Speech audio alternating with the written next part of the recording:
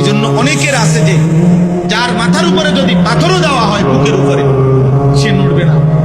তার কথা যে আমি বুঝবো না, আমি সেজদা দেব না, আমি আল্লাহকে মানবো না।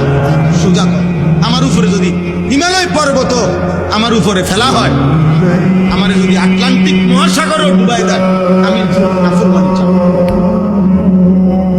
এটা হলো যে আল্লাহ যার কলিজা মোহর মেরে দিছে, মোহর মেরে দিছে আল্লাহ।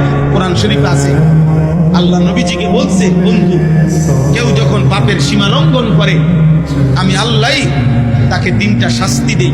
1 নাম্বার, আমি তার কান এবং তার অন্তর মোহর মেরে দিই, তার চোখের সামনে পর্দা ফেলে দিই।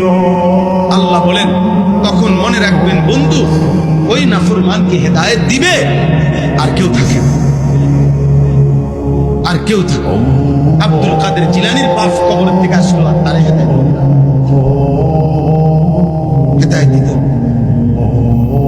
জন্য লাগাতার গুনাহ, এটা বহুত বড় বিপদের বিষয়। গুনাহ আমারও আছে, আপনারও আছে। গুনাহ 2 রকম, এক হলো ব্যক্তির গুনাহ হয়, হোঁচট খায়, কিন্তু আবার সে শুধরায় আনে।